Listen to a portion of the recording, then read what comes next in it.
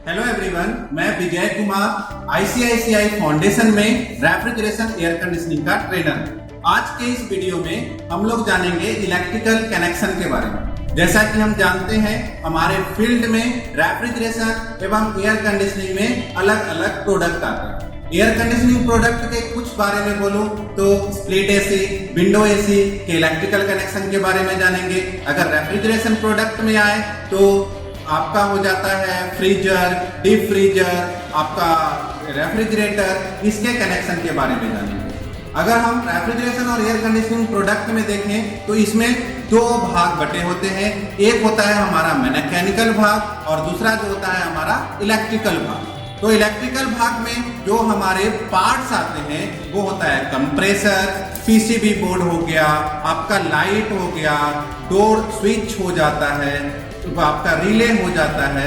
ये सारे पार्ट्स तो होते हैं, लेकिन इसका कनेक्शन कैसे होता है उस कनेक्शन के बारे में आज हम इस वीडियो में जानेंगे। तो आइए हम लोग देखते हैं कुछ रेफ्रिजरेशन और कुछ एयर कंडीशनिंग के प्रोडक्ट के इलेक्ट्रिकल कनेक्शन के बारे में। तो आइए जानते हैं उसके कनेक्शन के बारे में। आइए सबसे पहले हम देखते हैं रेफ्रिजरेशन प्रोडक्ट के वाटर कूलर के इलेक्ट्रिकल डायग्राम के बारे में। जैसा कि आप देख पा रहे होंगे, यहाँ पे कुछ इलेक्ट्रिकल पार्ट्स आपको दिख रहे होंगे। तो सबसे पहले मैं उसके बारे में आपको बता दूं। सबसे पहले ये हमारा कनेक्टर है, जहाँ पे भी सप्लाई को हम कनेक्ट करते हैं। जो हमारा मेन सप्लाई आता है वहां से सप्लाई को आउट करके स्विच में देते हैं। ये हमारा स्विच है। फिर इसमें से सप्लाई जो है थर्मोस्टेट में जाता है। यहाँ पे आपको कंडेंसर फैन मोटर दिख रहा होगा और कंप्रेसर के लिए हम लोगों ने यहाँ पे लाइट लगाया है कि वो कंप्रेसर को इंडिकेट करे कि उसमें कनेक्शन कैसे जाता है।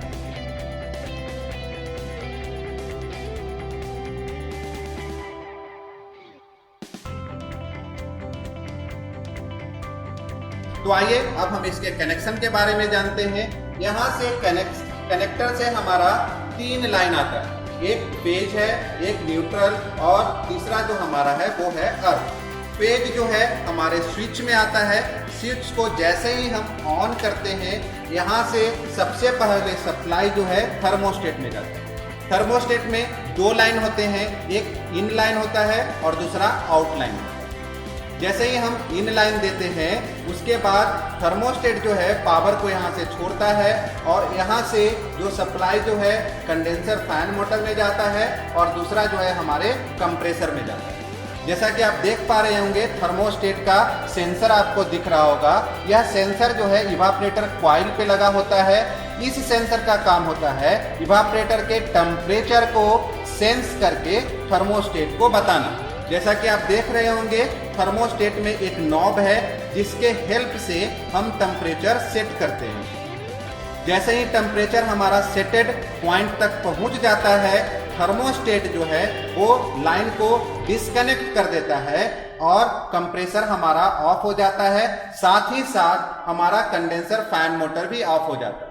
जैसे ही टेम्परेचर जो है हाई होता है, फिर से थर्मोस्टेट उसके सप्लाई को ऑन करता है और यहाँ से दोबारा लाइन कंडेंसर फैन मोटर में और फिर हमारे कंप्रेसर में चला जाता है। जैसा आपने इलेक्ट्रिकल कनेक्शन में देखा कि किस तरह से इलेक्ट्रिकल कनेक्शन हमारे सिस्टम को बार बार चलाता है और बंद करता है।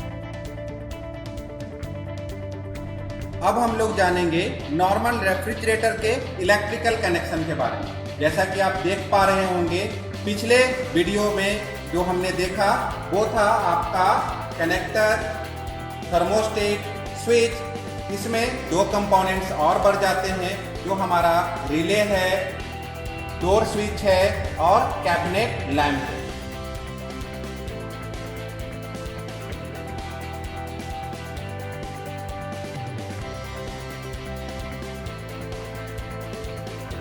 हम लोग इसके कनेक्शन के बारे में जानते हैं। पिछले बार की तरह ही कनेक्टर से हमारा सप्लाई आता है और सबसे पहले हमारे स्विच में जाता है। स्विच से जब हम ऑन करते हैं, यहाँ से सप्लाई जो है थर्मोस्टेट में जाएगा और थर्मोस्टेट से फिर हमारे रिले में जाता है। यहाँ से एक कनेक्शन जो है हमारे डोर स्विच में जाता है। एक्चुअली यह डोर स्विच जो है हमारे कैबिनेट लैंप से जुड़ा होता है, क्योंकि रात के समय में जब हम फ्रिज को खोलते हैं, अगर उसमें लाइट नहीं रहेगा तो अंधेरे में हमें कुछ भी दिखाई नहीं देगा।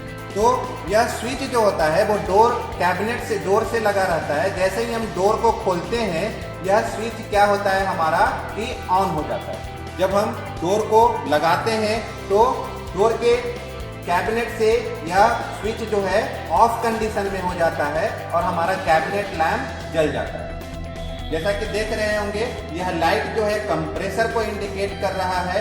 जैसे ही रिले से लाइन जो कंप्रेसर में जाता है तो हमारा कंप्रेसर ऑन हो जाता है।